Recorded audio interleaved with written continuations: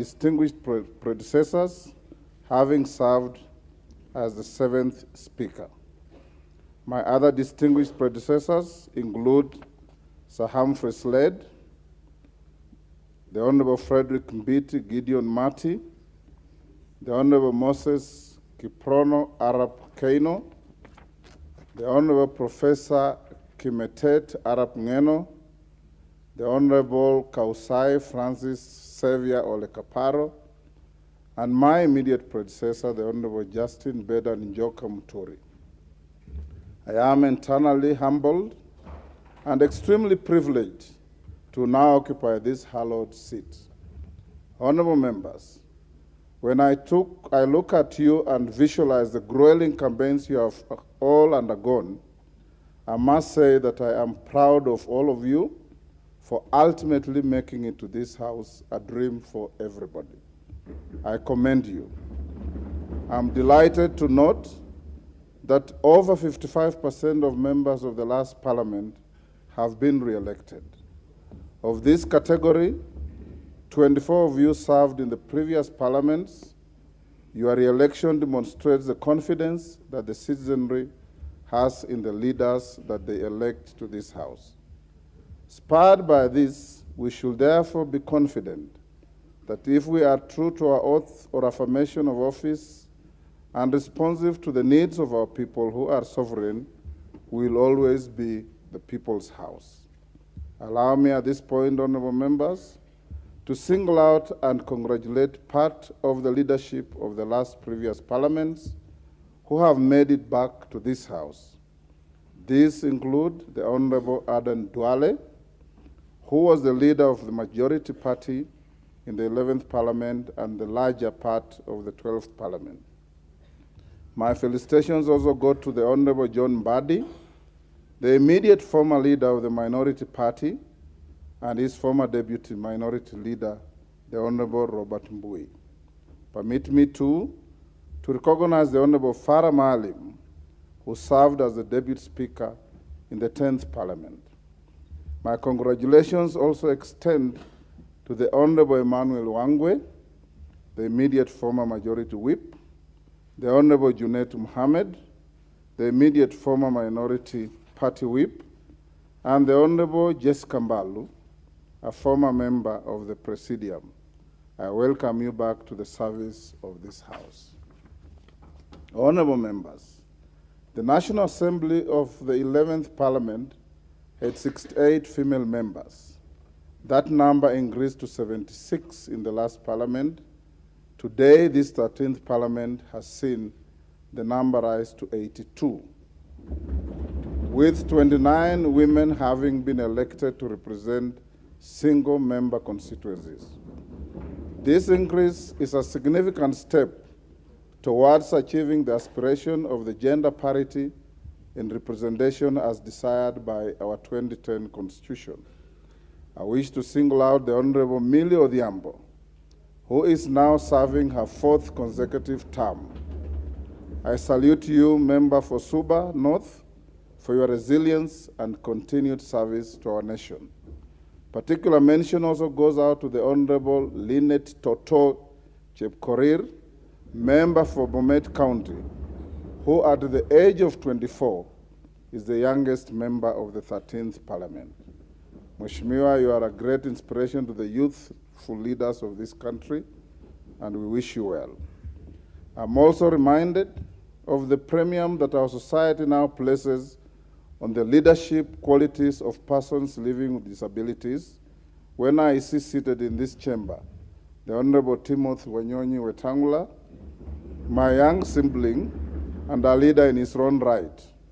He now commences his 3rd term consecutive as a member of Parliament and is ably joined by the Honorable Rose Museo, serving her 2nd term, the Honorable 3rd term, the Honorable Joseph Samal Lomwa, who was here before and has come back for a 2nd term, the Honorable Jackson Kipkemoi Kosgei, and the Honorable Martin Pepela Wanyonyi. You are a great inspiration and a beacon of inclusive leadership in our great country despite the odds. Honorable members, I also do recognize and acknowledge the Honorable Samuel Moroto, the Honorable Adan Kainan, the Honorable Gonsirai, who are currently embarking on their 5th terms, thus becoming what we refer to in the parliamentary parlance as the fathers of the House. Their parliamentary experience shall enrich the deliberations and output of this House. Honorable members, for those who served in the 12th Parliament, you will recall that the standing orders were reviewed before the final adjournment of the House. Notably, the standing orders now allow for co-sponsorship of legislative proposals and bills by members. Members of this House shall also be able to co-sponsor bills with senators and vice versa, where an unidentified member shall be in charge of steering debate on a Senate bill in this House. This, in my view, is a progressive addition to the procedures of the House. Honorable members, the revision of the standing orders in the 12th Parliament also increased the number of the committees of the House. New committees include the Diaspora Affairs and Migrant Workers Committee, the Public Petitions Committee, the Public Debt and Privatization Committee, and the Decentralized Funds Accounts Committee. These changes and many others to the standing orders shall strengthen and streamline the workings of Parliament. Honorable members, my predecessor, the Honorable Justin Muturi, in his acceptance speech after being re-elected as Speaker for the 12th Parliament, undertook to implement a paperless system in the House. This was in line with the strategic pillar 4 of the Parliamentary Service Commission Strategic Plan 2019 to 2030 on the implementation of an e-Parliament by automating and digitizing all systems and processes. In this regard, I urge you all to be friends with the electronic gadgets in this House and in the committees. Honorable members, speaking of the Honorable Justin Muturi, what many of you may not know is that he's not just my predecessor. He was my roommate at the University of Nairobi, at the School of Law. He was also my classmate. He is my age mate and a longtime friend. We made our debut in Parliament together in the 7th Parliament. We were appointed earlier in our years as magistrates on the same date. Indeed, I do not know whether to call it fate, sheer coincidence, or maybe it's God's plan, but whatever it is, our paths in life have always met, and today they meet again. Indeed, although once in a while we have found ourselves in different political sides, our friendship with the Honorable Muturi goes back many years, and I'm therefore honored today to take over from my dear friend. Honorable members, the Honorable Justin Muturi shall be remembered for the great legacy and reforms he leaves behind, and you do not have to look further, just look around. Members who have previously served in this House can attest to this.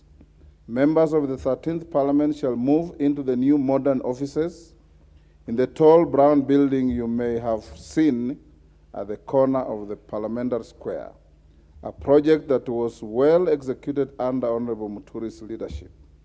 As the chairperson of the Parliamentary Service Commission, he has left behind an excellent and professional parliamentary service. His communications and rulings on various constitutional, practice, and procedural matters were landmark, novel, and rich in jurisprudence.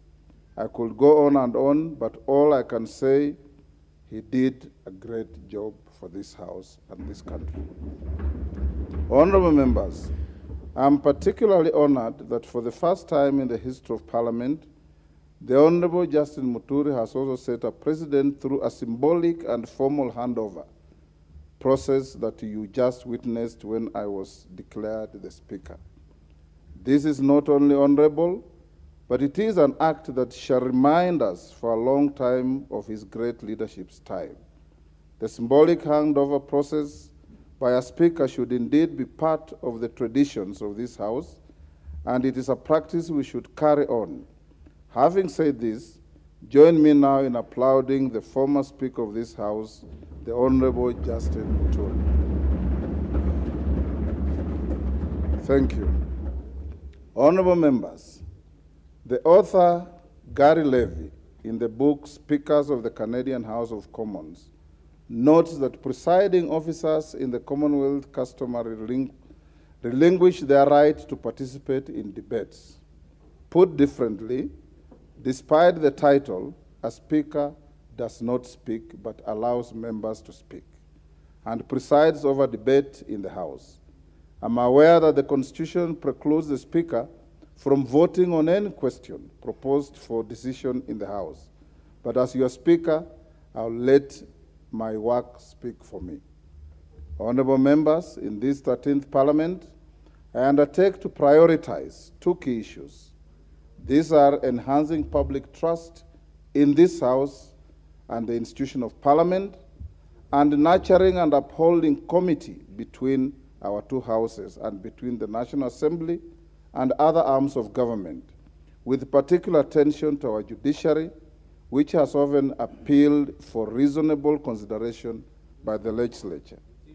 Honorable members, the Constitution states that the authority that has been assigned to you and I under oath is a public trust. Hubert Humphrey, the 38th Vice President of the United States of America, is quoted to have stated that, I quote, "Anyone who has ever been elected to public office understands that one commodity above all others, namely the trust and confidence of the people, is fundamental in maintaining a free and open political system." In assuming our respective offices in this House, we are under a constitutional obligation to discharge our mandate in a manner befitting the offices that we have been entrusted to hold. As your Speaker, I undertake to strengthen public trust in the institution of Parliament. I will be keen to midwife, through the Parliamentary Service Commission, live broadcast of committee proceedings and the full operationalization of Bunge TV channels to highlight the work done by this House and its members. In addition to the live broadcast of chamber proceedings, I will support efforts to further actualize the provisions of Article 119 of the Constitution on petitions made to the House by adequately facilitating the work of the new Public Petitions Committee. To my mind, ensuring meaningful access to the House will, like a transparent glass, make Parliament more visible, disrobed of the mystery that people might perceive of its processes. Honorable members, my second assurance to this House is that I will actively maintain committee with other constitutional bodies, promote consultation, and cultivate healthy relations with the bounds of our Constitution, within the bounds of our Constitution and our governing statutes. In the exercise of our oversight functions over state offices and public bodies, I will strive to ensure that all material information necessary for the work of Parliament is availed in a timely fashion by the persons in the National Executive ultimately responsible to this House.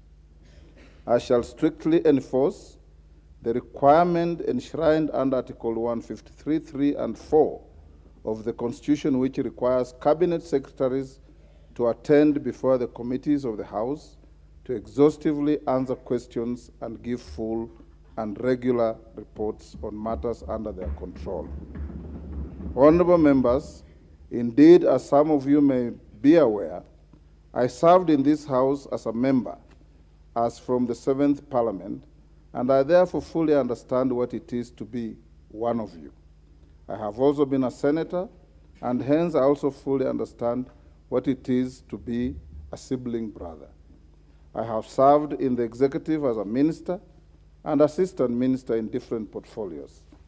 I have led various reforms to the rules of procedure of this House during the 7th Parliament and was the head of the delegation of the African Caribbean, and Pacific EU Union joint assemblies, and internationally, I'll continue building on the long and rich relationship we have to not just with the ACP EU, but also the East African Legislative Assembly, the Pan-African Parliament, regional integration bodies, the Commonwealth Parliamentary Association, and the International Parliamentary Union. Suffice to mention, honorable members, that the standing orders you enjoy using today with the committee system were drafted by yours truly, the late Bonaya Godana, Julius Sunkuli, whom I believe has been re-elected to this House, and one Bishop Kimani, then Member of Parliament from Nakuru. Honorable members, I have worn many hats, but one of the greatest leadership lessons I carry with me to date is that a leader is a servant of the people. I live by the great words of the 22nd and 24th US President, Grover Cleveland, who served between 1885 to 1889 and 1893 to 1897, who once said, and I quote, "Office holders are the agents of the people, not their masters." These words always ring true to me, and hence moving on, I will be your servant and your agent. My eyes shall be keen to see and listen to all of you. My office will not be an ivory tower, it will be accessible to all of you. I understand to be impartial and promise to see to it that you are able to effectively discharge your constitutional mandate.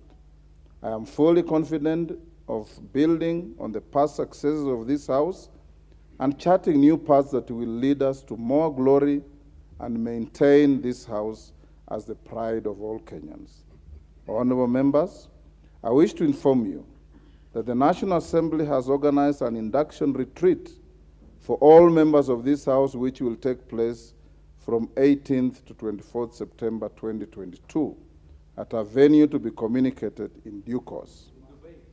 This retreat will be a great opportunity for you to thoroughly acquaint yourselves with your mandate, parliamentary processes, and the secrets and tools that will give you a head start as in serving your electorate.